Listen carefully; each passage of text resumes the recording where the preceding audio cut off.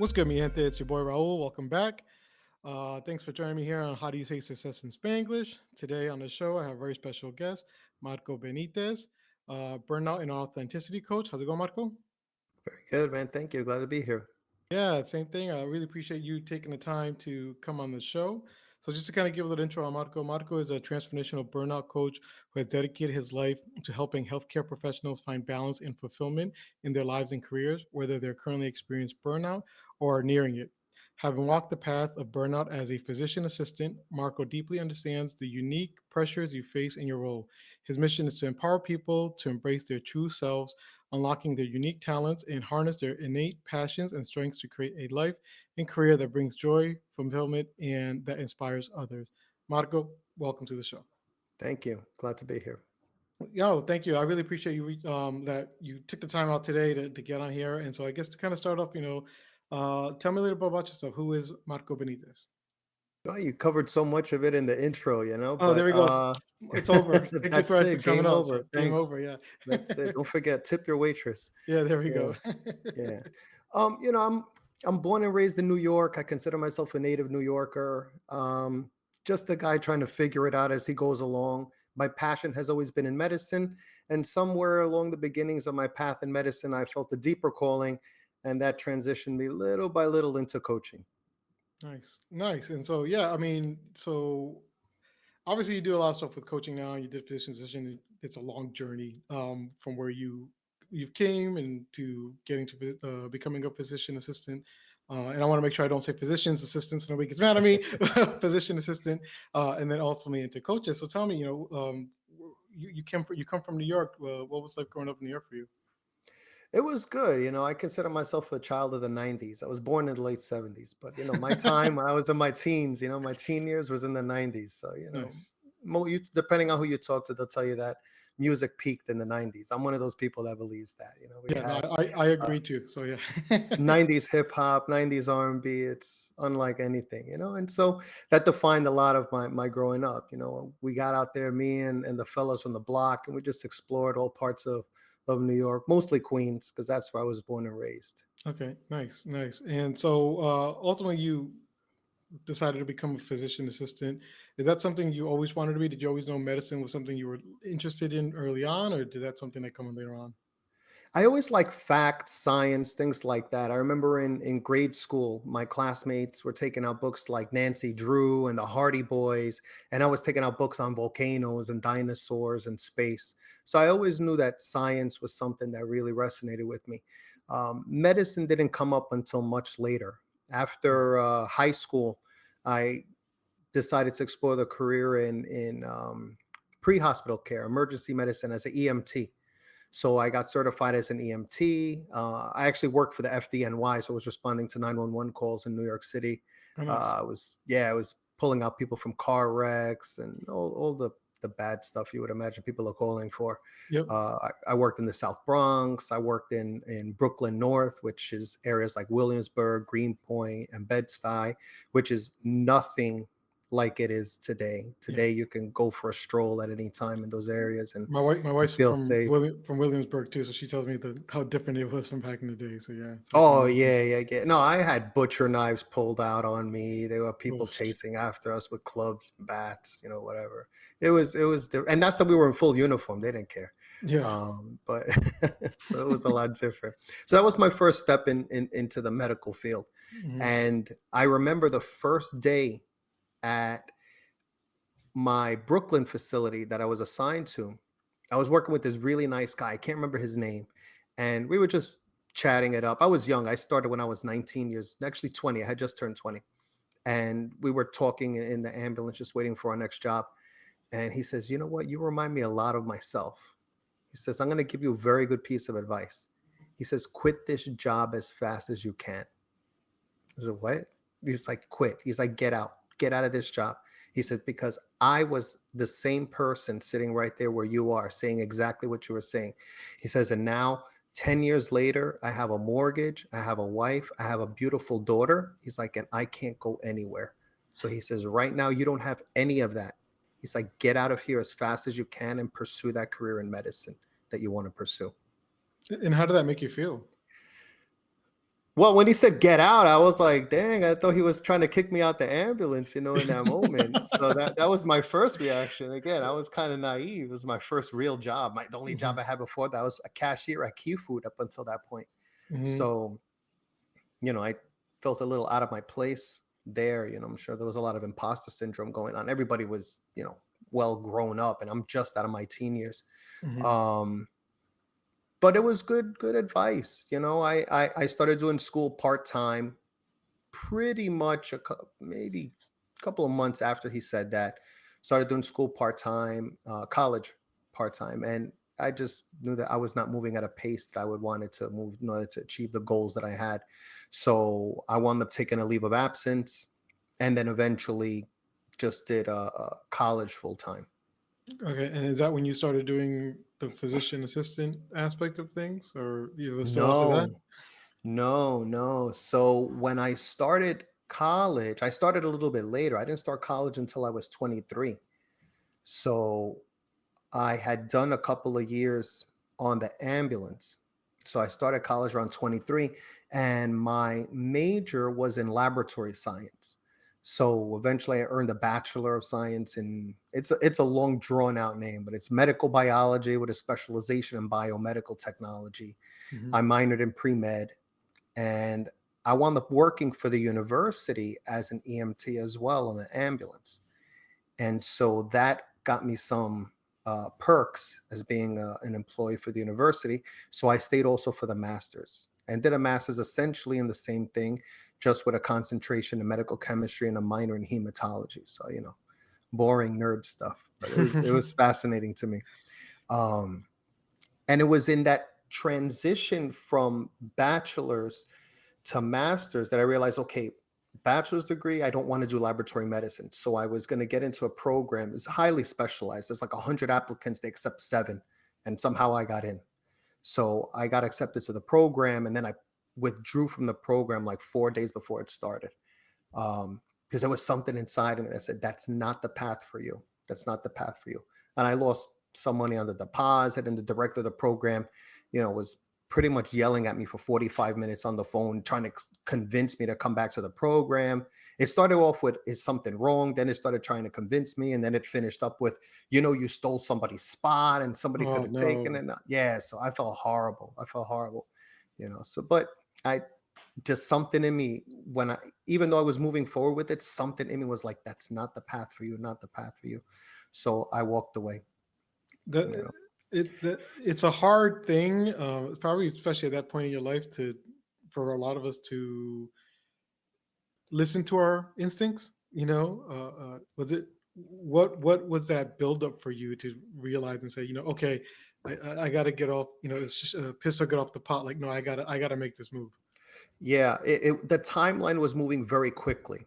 Hmm. The timeline moved very quickly. The program was introduced to me by one of my professors, and the program was called cardiovascular perfusion technologists. So Hmm. essentially, these are the technicians that work the heart lung machine. So when you're doing bypass surgeries, when you're doing an open heart surgery, you have to disconnect the blood flow from the heart because they're working on the heart, and it has to go into the bypass machine.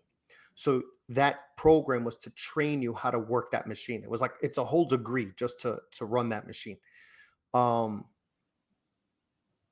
the money was good, but when I observed one day, I realized the lifestyle, just the way the job was, what the job entailed. And it wasn't so much the complexities of the job because, like I took all these nerd classes anyway. So I was just going to just continue. Why stop now? But what really lacked for me was this lack of human connection. Outside of talking with your coworkers and having the surgeon, you know, yell out orders to you in order Hmm. to restart the flow and so on and so forth, there was no real human element where I can make a human connection. And it's funny because I never thought of it about it until now that I'm telling you, but that's something that really came up again in my transition from being a PA and into going and choosing to go into coaching. So I guess we'll get into that in a little bit, but that was the deciding factor. I realized that I was just going to be engaging with my colleagues, but I was not going to be engaging with patients, and that was something that was important to me, just making a real human connection with someone. And then the timeline was moving so quick that I just had to jump on it. I got to make this hard decision. I got you. I got you. And Yeah. so what did you do next after that? So I switched the major into the other master's, which was in the laboratory science. Hmm. Um, I just did my best effort there, but at that point, I was already looking into going into PA school. So Hmm. I was looking into different physician assistant programs, um, and I applied to like two or three, but I missed like one deadline. And so there was like one school left that I had not heard back from, which was St. John's University. Hmm. And then actually, it wasn't St. John's at the time. I'm probably dating myself at this point. There were Catholic medical centers, which was in conjunction with St. John's University. And I got into that program. And halfway through my program, Catholic Medical Centers sold the program to St. John's University officially. And so, lucky for me, then I get a certificate from St. John's University. So, it looks better on a resume. Yeah, I'm sure. Yeah. Nice. And so during this time where you're doing all this things in college and getting your master's, is this kind of where you started dealing with some of the major aspects of burnout, especially in the medical field that's it's so prevalent? No, no. And it's because I was not aware and exposed to that I probably moved forward so eagerly, like, or clicking my heels, like I found my field. Because I Hmm. think that if I would have seen that, I probably would have pulled back and thought twice about going into medicine as a provider. So that's the interesting part. I didn't see it. I didn't see it when I applied to the program. I didn't see it all throughout the entire program. I didn't see it when I graduated until about 4 or 5 years after I was working in the profession. And it's worse that it happened then. It's worse that it happened then. Because at that point, I'm getting 5 years of paychecks. At that point, I'm getting 5 years of status. Patients looking up to me. Thank you for your help. I was working in a private practice. I'm going out to all these pharmaceutical dinners. I'm eating at five-star restaurants for free because the pharmaceutical reps would take us out. Nice. you know I'm having all these experiences, and it was then that I started to realize, like, something does not feel right on many levels for me. I will never speak bad about the profession. It's a fantastic profession, not just for those in it, but for the patient care and the service they provide to people in need. So never speak bad about the profession. Something just did not sit right with me around that time. And it was around that 5 year mark that I started to feel like, man, why am I tired all the time? Hmm. Why am I so not motivated? Why am I eating all this crappy food all the time? Why am I having wine so often to relax and unwind? Why is Sunday so irritating and bothersome and frustrating to me? Sunday nights, the Sunday the sun goes down and the stress starts to go up. Why is it that I go on vacation, 1 week vacation? I can't relax into the vacation till the third day. And by the fourth and fifth day, I'm already anticipating the stress that I'm going to come back to. So I couldn't walk away from the job. So it was worse that it happened then. But it's a good question. Did I see the burnout in the beginning and that's what got me interested? No, because I would not have been interested. I would have been scared away. Yeah. It's like one of those when you go for a job interview and everybody's like, "Oh, this company's great and everything's amazing and everybody's awesome," and then like you go there for the first day where actually work, they're like, "Dude, get out now!" It's you're like Yes. the guy in your ambulance telling you to leave. Like it's Yeah, yeah, yeah. And it's funny you mention that because I used to do, keep it vague because I don't want to point fingers at any oh, place in mhm, particular, but I used to do interviews for medical providers for a company, and I was selling it to them, but there was a lot of the same complaints coming back from people, and I started to sweat like, oh my gosh, I'm interviewing people and telling them all the great things about the company because that's what I have to do, but I know that there's a lot more behind the scenes. mhm. And I know in medicine, in any type of health aspect, it's a lot of hours. It's a lot of, you know, long shifts repetitively throughout the week where you're nonstop, and then you go home and sleep for a day and you come back for another, 2 days on, some things like that. And so, I can imagine the type of stress that you deal with, and especially and so they're not showing it to you early on, and you're going in there and you have to deal with that stress.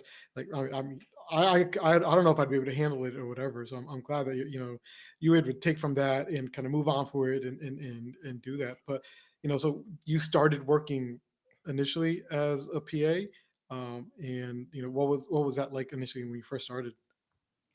Yeah, it was great. It was great. You know, that whole scenario of the long hours and lack of sleep and waking up. You're describing my clinical year when I was finishing up school. You have that Mhm. 1 year of internship in the program. Mhm.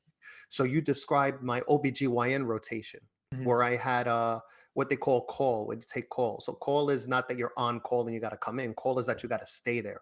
Mhm. So imagine we went into work today at 5 in the morning, and I didn't leave tomorrow until 10 a.m., 10:30 in the morning. Like that was my shift. And in OBGYN, um, there you were really on edge. There's a room you can go to rest, but they use pagers in the hospital, so they would page you, and then you got to deliver a baby in the middle of the night, so like push, push, and you're trying to be all, in it, but you're like running on 44 minutes of sleep, Mhm. for the whole night. And, congratulations, it's a girl, unless if I cut off the wrong cord, it's not Mhm. like one of those situations. Um, but starting the work and after I finished was really great. I worked in private practice. I didn't think I was going to like that setting as much. So I Mhm. worked in primary care, internal medicine. I was doing primary care for quite some time. And it was good because I had worked in a uniform for most of my EMT career, and then I was in, scrubs in the hospitals. And it was nice to finally wear some dress clothes and put on a white coat. And I had business cards and I had a desk. And, I thought I was like como gente grande, for Oh the first yeah, time yeah. in my life. I was like, wow, and in that setting, because you can follow up with people, I had that opportunity to engage and to follow through their progress, through the ups and downs that they were going through. And you have those proverbial moments of thank you for helping me, if it wasn't for you kind of moments. And we don't see it that way. That's just our job. People are grateful, but sometimes they bring you fruit baskets or a Mhm. bottle of wine during the holidays. And I had a patient who was a butcher. I had a patient who was a butcher. He's like, come to my butcher shop. So I showed up there, and the guy gave me like this ridiculous deal. I remember it was like grilling for like 4th of July. Mhm. I'm like, hey, how you doing? Like if somebody's like, hey doc, how are you? They called us doc. Even there was Yeah. PA, they called us doc. Hey doc, how are you? He stopped what he's doing. He's like, tell me what you want. I'm like, look, I got X amount of people. I need a nice mix of stuff. He's like, don't worry. Dude filled up shopping bags. I think it had to be maybe about, it felt like weights. They felt like weights. It was like, no lie, there was probably at least 30 to 40 pounds of meat between Mhm. those two bags, Mhm. ribs and steaks. And like, wow, I love my life, And I got into my first nice car because I had only had beat up used cars up until then. Um, so it was good. It was good until it wasn't. Yeah, and I It was was going to good ask you until it too. wasn't. One of the things you mentioned earlier was that you didn't have the human interaction in that first set when you were studying, whatever the blood thingy, Yeah, that blood, the blood stuff. And so, right. did were you getting that level, that aspect of satisfaction from the as a PA? Yes. Yes. But it's funny because that I don't know if I don't know if need is the right word, Hmm. but that affinity for a deep human connection started to evolve a lot more. Hmm. So I was getting that in the beginning because it was so much different from the ambulance. In the ambulance, I'm with the person 20, 30 minutes, maybe an hour on a long job. You talk with them, you never see them again. Never see them again. In the school program, it was a little bit different because get a little more time with them because you're at a place, at a clinic or at a hospital. But again, you're only there for a short period of time training. In the office, it was also the same thing. Now I had a longer period of time, but now the way I was connecting changed because there was a point, and I want to choose my words carefully because I don't want to sound as though I'm speaking out against um, the medical profession or the way medicine is practiced. But for myself, I found that I felt a deeper connection and my patients were more receptive and voiced more positive feedback when I stopped jotting the notes and was not so interested in writing the prescriptions, but rather when I put down the pen and I engaged in active listening and in uncovering where is this all coming from? Because it was there for the first time that I started to realize that many people tend to manifest physical symptoms for reasons that are not explained by physical causality, if that makes any sense. Hmm. And again, this is not a blanket statement saying that everything is psychogenic in nature, but I did find certain patterns and I became very astute at identifying them and asking the right questions to the right people at the right time, and it would help me uncover more. So the depth and the profundity of that human connection evolved. And when it got to that point, it really started to make my practice of medicine less fulfilling because it seemed a little bit more business like Hmm. and a little bit more routine and robotic, so to speak. And for me, that just wasn't something that ignited me like it used to. Hmm. And what ultimately triggered that transition for you to start wanting to leave being a PA and start becoming ultimately what you become a coach? Yeah. So the transition is still ongoing, believe it or not, Hmm. because it's not that I have a disdain or dislike for the medical profession. It's just not something I want to depend on to provide for the rest of my life. There's a lot of Hmm. limitations within my personal profession. Um, there are certain economic ceilings. There are certain practice barriers that I have. So I don't have the 100% autonomy and freedom that we'll say a physician, an MD or a DO has, or even at least in New York, nurse practitioners have. The legislation's a little bit different. So there's more restrictions for me within my professional title.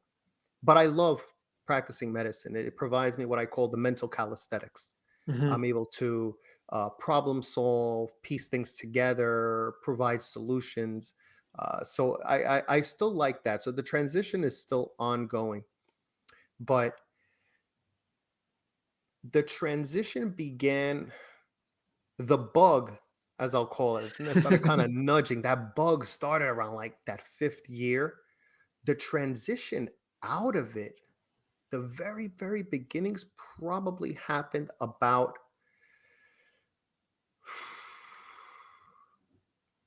maybe 3 to 4 years after that.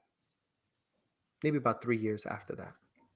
The beginnings of it, because it didn't start with, I want to be a coach. No, it started with this really deep desire for personal development, deepening my spirituality, understanding um, life purpose, understanding what are my abilities, my gifts, my talents, the things that come natural to me. What are the most common things that people are always telling me that I do well, that attract them to me as a provider?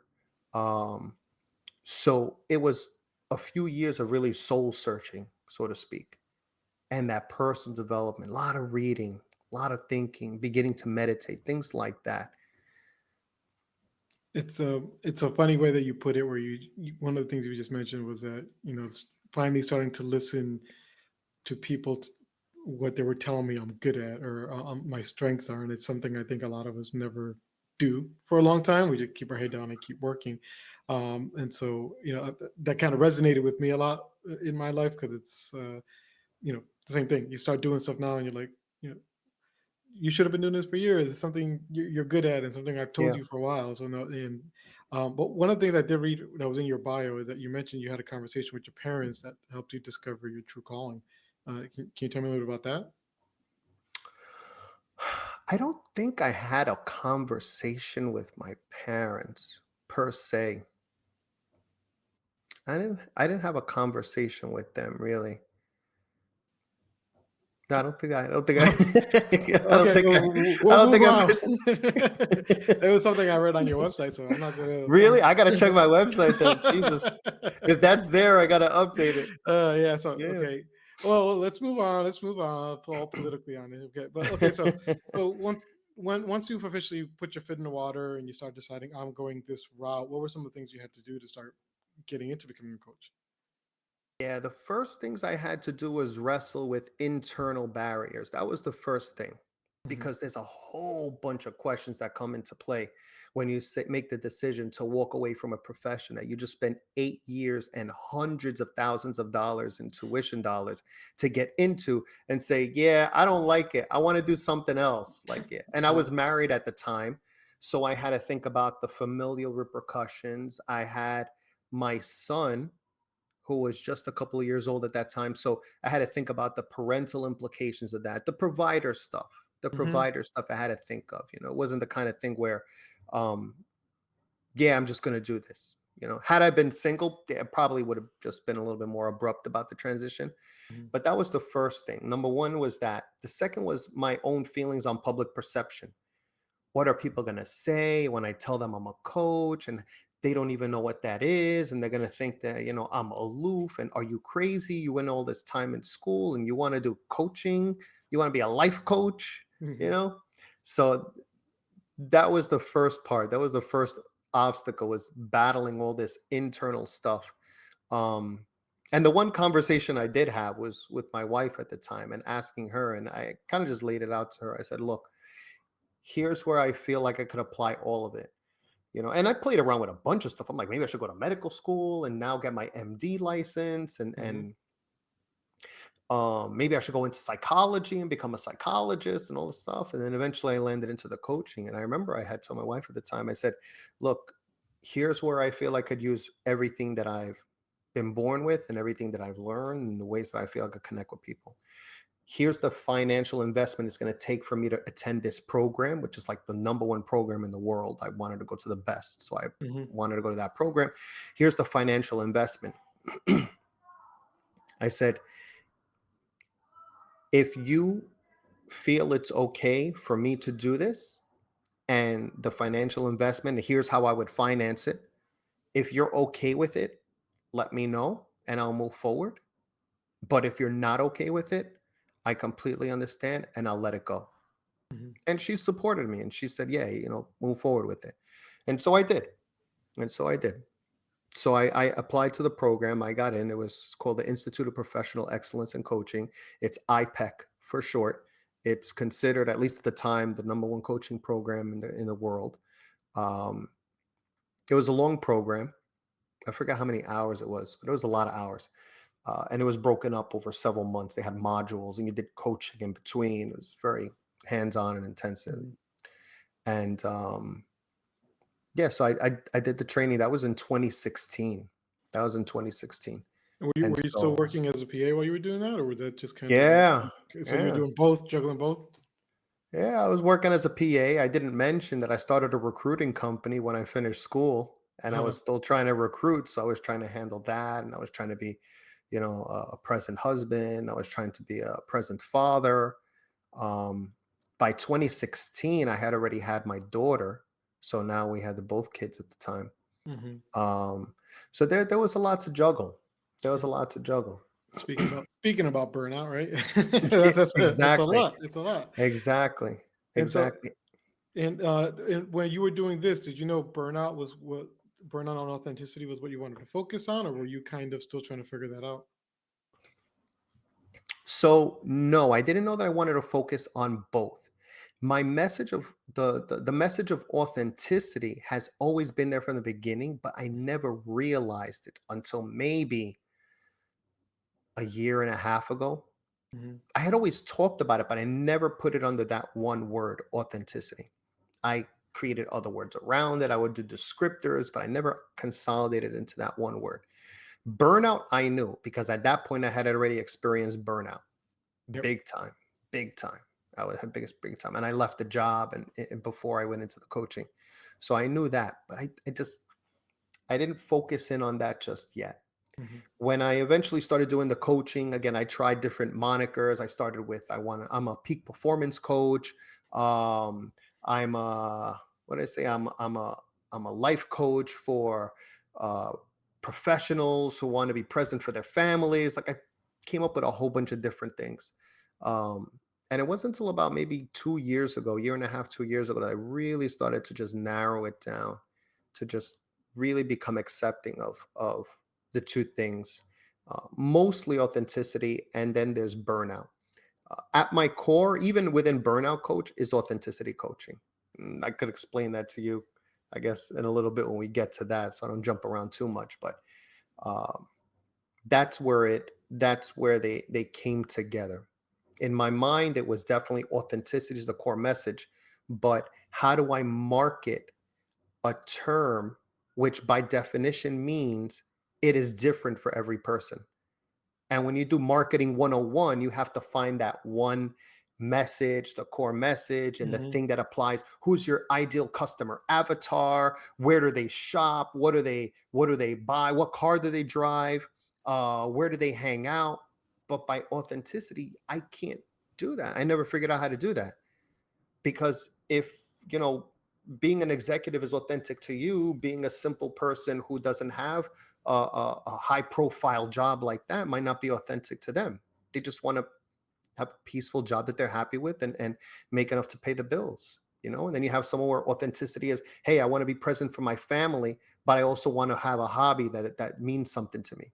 Mhm. So burnout eventually became that case, that shell that encompassed everything that I could market into uh, one solid stream.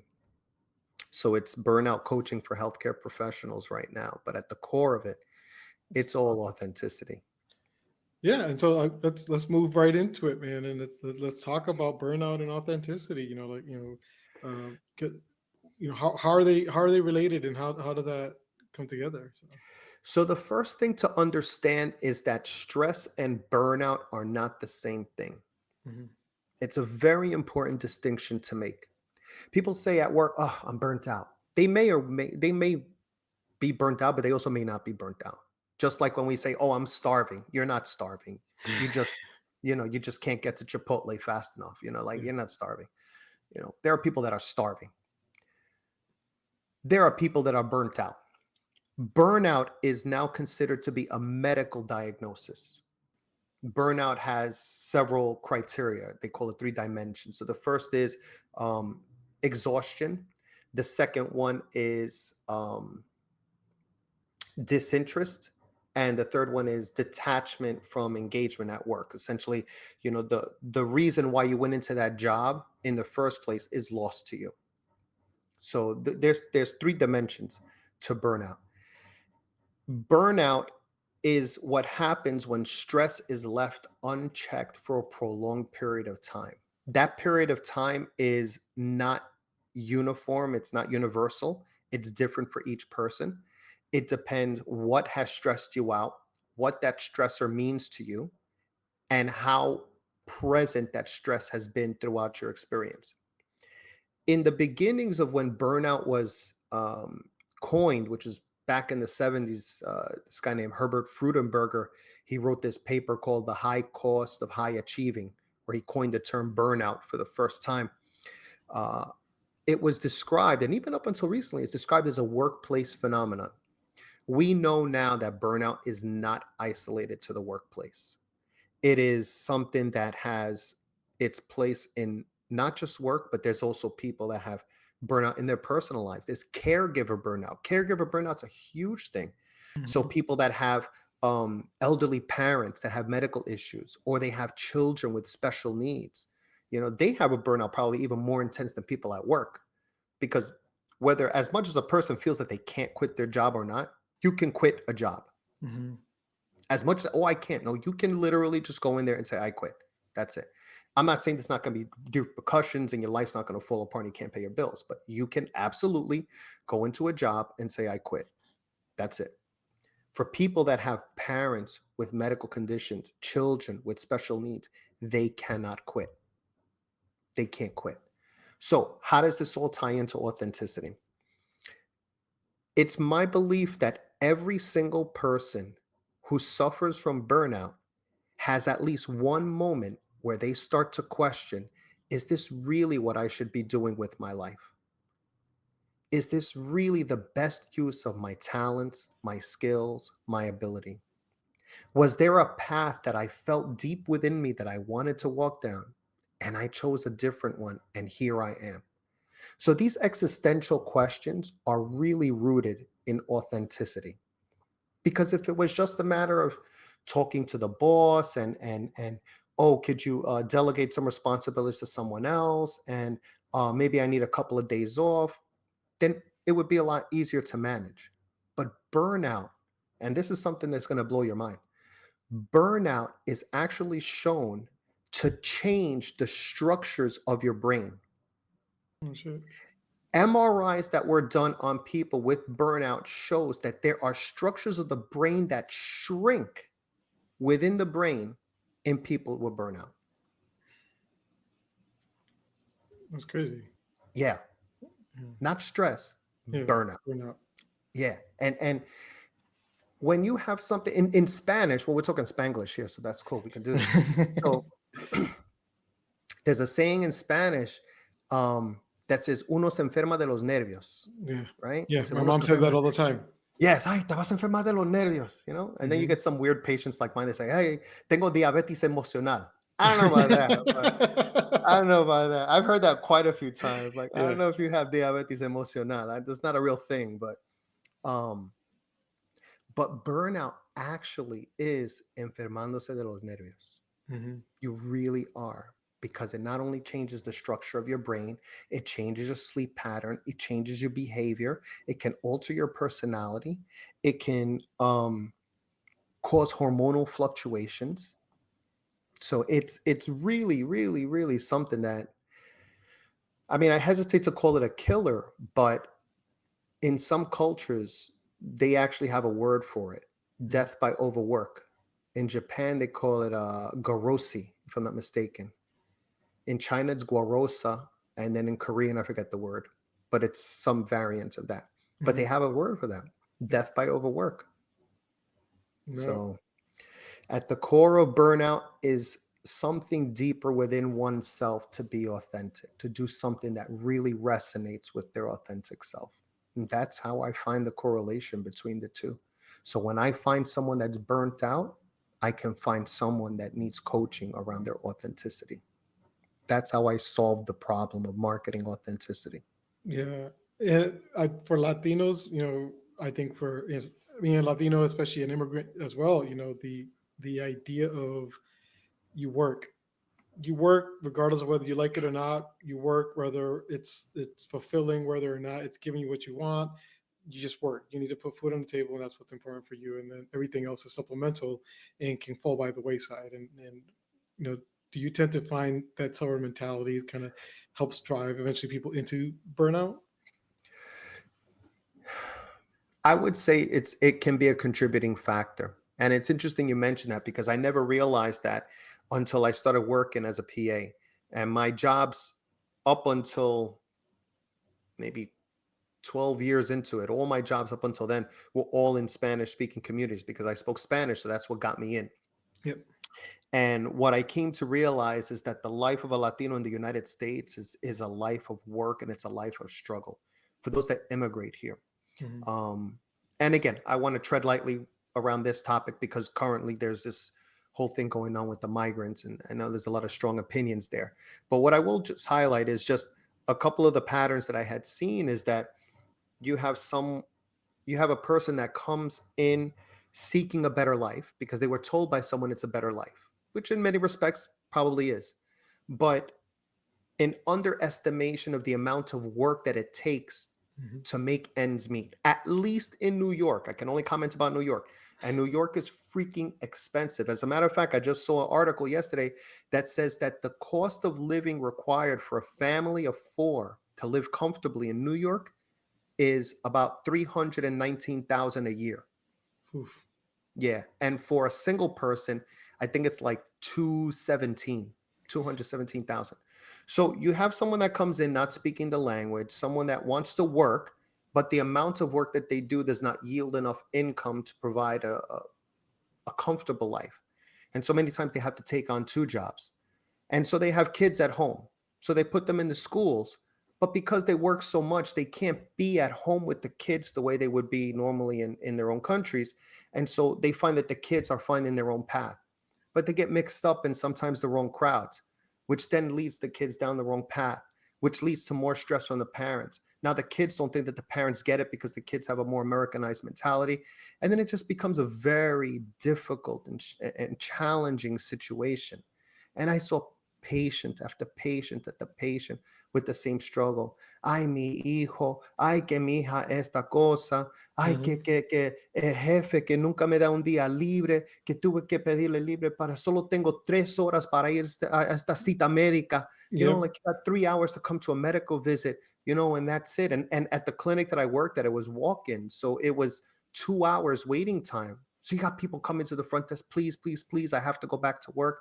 And so they're not there to parent the kids. They barely make enough money. They don't have time for themselves. On the downtime they do have, then they have to do oficios en la casa, right? We all know about Mhm. oficios en la casa, right? So you gotta wash the floor, and you know, in our culture, like the house is clean, impeccable. That's just how it is. Mhm. Um, but yeah, you know, that's what I came to observe. Again, it's in my own experience, and it's in the people that I interact with, and I don't make a generalization as to every uh person with whom, you know, immigrates into the country. But for the many that I encountered, that shared their story with me, that I saw their stresses, that I had to try and help them in whatever way that I could within my role. Absolutely. That was one of the biggest factors, at least for them, leading to burnout. And then the question is, where do you go from there? Where do you go? Do you quit a job and not makes end meet so that way you could, raise your kids so you could be more present in their life?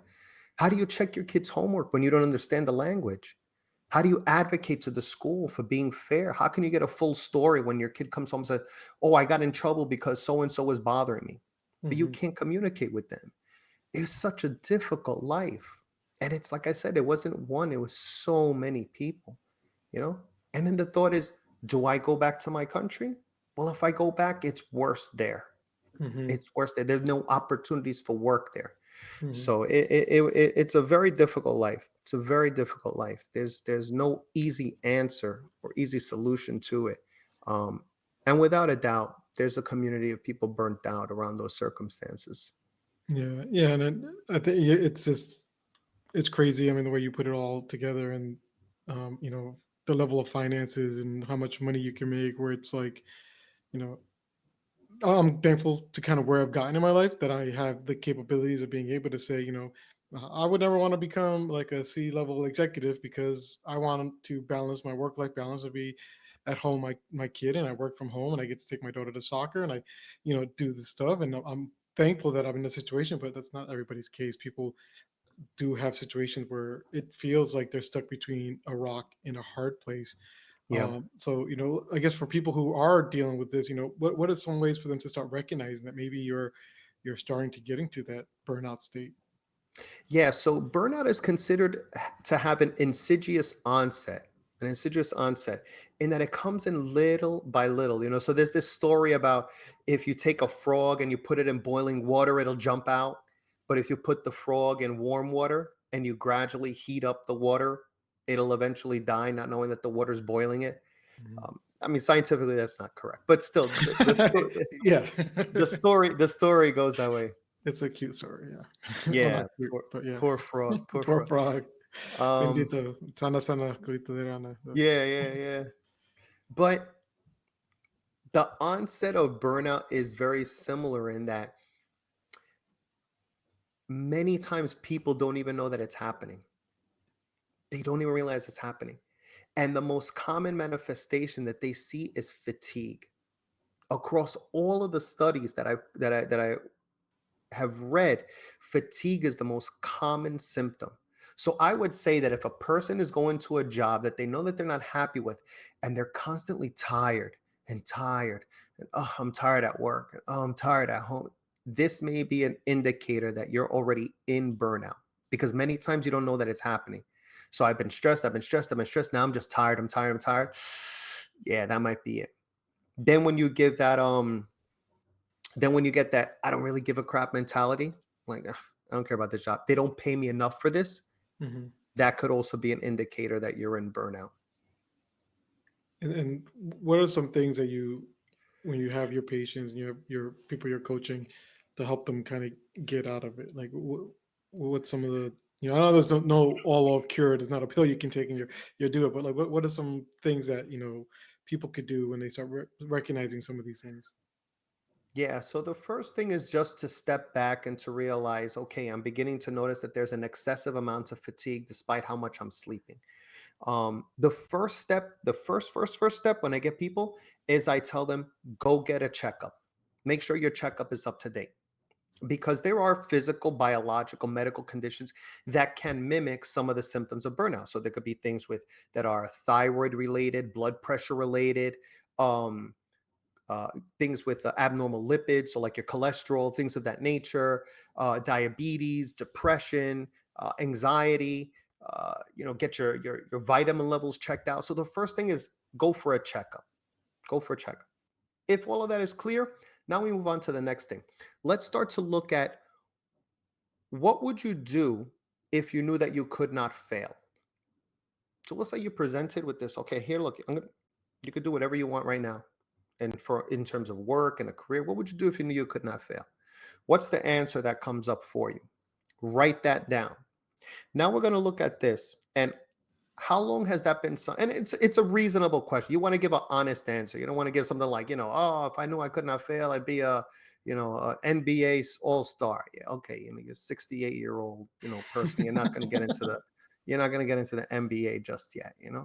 Um, but something realistic. If you knew you could not fail, what would you want to do? So if you give yourself an honest, realistic answer, now, how long has that been there?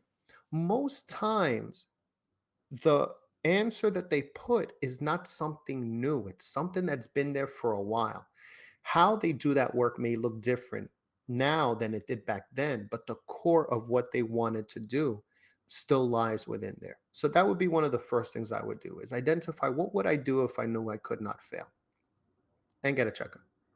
Get a checkup. Nice, nice. Well, no, that's good, man. That's good. That's good information. And I think for introspection, like listening to yourself, part of your authenticity aspect of what you're saying is find out what drives you. I'm sure is a big factor on, you know, keeping you from feeling, because like you said before, stress doesn't mean you're burnt out. You could be stressed and still be happy at the job you are, because you thrive off of stress. Some people thrive off of stress. So Yeah. there is a balance that needs to be done for that. So and so as far as a professional coach that you have or whatever, um are there a lot of like burnout coaches? Is it a very I, niche field? I think there's a lot of there's definitely a lot of coaches out there. Mhm. There's probably a good amount of burnout coaches. They always talk about the riches are in the niches, or the riches are in the Yeah, niches, right? yeah. Um, so you'll find a few people out there that specialize in healthcare burnout. Uh, but coaches, like other professions, you really have to have what I describe as an energetic connection with someone. And I think everyone could relate to that one, um, maybe to that one doctor. Oh, if you ever seen you remember it's probably old, considered old now, but remember the TV show House? Yes. Hmm. Okay, so this guy was like a brilliant doctor. He was like a class A jerk. Like he Yeah. was like the worst person. So, sometimes you just want someone who's academic and intellectual and just top in their field. And sometimes you just need someone that you can really, vibe with. And I'm sure that there's many coaches out there that are qualified, but not everyone you're gonna vibe with. So there's probably a bunch out there. And it's good that there's a bunch out there. You know, like keep competition is good, Hmm. but we're not all built the same. Yeah. First of all, there's a lot of programs, and there's some people that just put the moniker, the title of coach without any formal training. So that's one thing to keep in mind. Um, so you know, there's So probably a few out look for there. all those extra letters. Look for all those extra letters at the end of the Yeah, name. look for the letters, and I would even go as far as to say, and this might even be a vote in defense of those people that just threw the moniker of coach on there, that the letters are important because it shows that someone took the time, the dedication, they passed certain standards, some certain exams to prove that they met the standards to be considered a coach, that they're not just advice giving, because a Hmm. real coach does not give you advice. A real coach understands that you have the solution to your problems. I'm an expert at active listening and questioning. That's what I do as a coach. I know how to listen, I know how to read between the lines, and I know how to ask you the right questions to challenge your current thinking, to challenge what you consider to be truths, and to help you unlock the answers that are already within you. Because most of the times there are blocks inside. There's 4 blocks that everybody has. That's it. There's only 4 things that block anyone from moving forward. So more importantly, after the letters is having that initial conversation. Some people call it an intro call, some people call it a discovery call or whatever. Have that conversation. They're usually short, between 15 and, if you get someone generous, 30 minutes. You know, in that time, you'll have your answer if that's the person for you. You'll Okay. follow your gut. You'll know. And so don't leave us hanging on those four things. You- yeah, go ahead. Drink your water.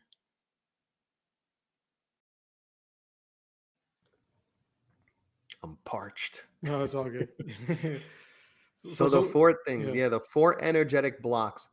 In my coaching discipline, they're known as GAILs, GAIL,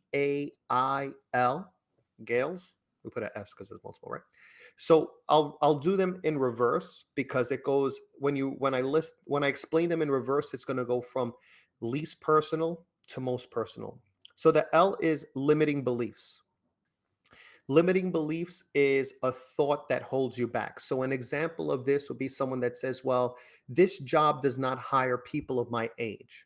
Or, what was that? I think it was Mean Girls, one of these movies. They said, like, girls with butts like this don't talk to guys with faces like yours, or something like that, you know? Yeah. So, for the person that believes that, then that becomes a limiting belief. So that's one of the things that holds you back from moving forward. So you listen to your internal dialogue. So you want to move forward with, hey, I really want to try and apply for this job. Like, I don't know. There's you know, people they only hire young people there. They only hire young people there. So that's a limiting belief. I would be interpretation. So interpretations is more like mind reading. They're gonna think this. So an example could be, if you're walking into a restaurant with your wife, and your wife for some reason is on crutches, and she's holding her purse on her shoulder, and she's on crutches, and then you say, "Give me your bag." Why? No, I got it. No, just give it to me. Why? No, I got it. Now you feel bad because now you walk into the restaurant like, oh, look at this guy. His wife's on crutches and he wouldn't even hold her bag. Yeah. So now it kind of like that gets into your head. So those are the interpretations. A is assumptions. So assumptions is things like um, past results predict future outcomes. Hmm. So because I applied for this C-level job 3 times at 3 different companies and I didn't get it, I'm not going to get a C-level job. It's clear at this point I'm not a C-level type person, you know, or you know, I tried 3 times to talk to this girl, and 3 times I went up to try and meet someone at a bar, and every time I get shot down. I'm just not the kind of person that they want to talk to. So using past results is predicting future outcomes. That would be your assumptions. And now the last one is G, which is a gremlin. The gremlin is your inner critic. So the gremlin says, I'm not something enough. I call it, my coaching discipline, we call it the gremlin. Some people call it your inner critic. But essentially, it's that I'm not something enough voice. So I'm not smart enough. I'm not connected enough. I'm not young enough. I'm not trained enough. I'm not experienced enough. Whatever that voice is, That's the gremlin. And that one is the most difficult to overcome. That's why I went in reverse. Each one becomes a little bit more challenging to uncover because they're more deeply rooted. And the gremlin is very deeply rooted into one's persona, into one's personal experiences. And what I found, and I think I wrote a blog on this, I did write a blog on the gremlin once, is that there's different gremlins. So I find that there's a primary gremlin. Oh, I know what my gremlin is. Cool. Oh, great. We're going to work on it. Fantastic. There's probably a secondary gremlin in there. And there's probably a tertiary gremlin behind that, you know. And these gremlins become so big that you don't see them in front of you, you know. You think it's just the landscape. But those are the four blocks, Nice. things that hold you back, not to Well, leave anyone hanging. yeah, thanks, man. I really appreciate you letting the secrets out. So, so, well, one of the things too that to mention is that I think you started. You have a podcast now too. And what's your podcast about, and what do you hope to accomplish with it? Yeah, my podcast is called The Business of Being You. So, as you may be able to infer from the title, it's a podcast on authenticity. I started it in 2020, 2021, somewhere around there. And so I'm on my third season now. And Nice. it's a podcast about authenticity and the different ways people choose to be authentic. The content has been evolving over the last few seasons. The first two seasons is really just the first season was really highlighting people in business who chose to be authentic and go into business with that, whatever their authenticity was. The second one was loosely business and then a little bit more community. And this third season, it's probably less interviews with people and more just me sharing reflections and things to trigger thoughts on what could be holding you back from being authentic or understanding certain aspects of authenticity. So my goal, excuse me, my goal is to inspire people to really look at that one thing or those things within them that people, just like we were talking about in the beginning, that people have been telling them, hey, you could go somewhere with this. You could start a business with this. You could teach people based on that. Are you really good at that? So I make these videos and I try not to do hey guys videos. So by hey guys videos, I'm talking about like the ones like, hey guys, how you doing? Or hey guys, Hmm. I don't like hey guys videos for me because I feel a pressure of um making an address to a group of people that is acceptable to a group of people. So I try and do videos and content talking to one person. So I say you. I don't say you guys, just you, just one person. Hmm. And where there's one, there's many. So when I do the content and the goal with the podcast is just to talk to that one person. Then when they hear the topic, they hear the story, they hear the reflection, it's like, huh, that sounds like me, or that really hit home. I'm receiving that. I think I want to move forward with this. I want to try something different, and that's my goal with it is if I could connect with them there, that one person through the podcast, then that may inspire them to take action, to do something. There's a business coach. She's pretty famous. Her name is Marie Forleo. I don't know if you ever heard of her, but she's pretty well known out there. And she closes her videos with something like, um, because the world needs that special thing that only you can provide. I was like, damn, I should have came up with that. That was good. That worked perfect for my podcast. Um, but that's essentially the message that I try and share. And I close my podcast out with, um, you can fail at what you don't want, so you might as well take a chance at doing what you love. So, that's a big part of the message and the goal that I have with the podcast. It's like there's so many things that we do under this belief that we're supposed to do something. Oh, I'm supposed to be this. A good wife is supposed to do this. A good manager is supposed to do this. A good boyfriend is supposed to do this. There's so many supposed tos, and we feel that burden of obligation. And so, I want to switch the the mindset from this supposed to mindset into I want to do this, and I'm going to take a chance on it because look, it's either going to work out, which is fantastic, or it's not, and you're Yep. still where you're at. You had nothing to lose. Hmm. So I would say that that's the goal. Awesome. Awesome. Well, I really appreciate it. I'm glad it's working out, and I kind of feel the same way when I do my podcast. If one person comes away with something from it, then it's success. And that's how I say it. Uh, Absolutely.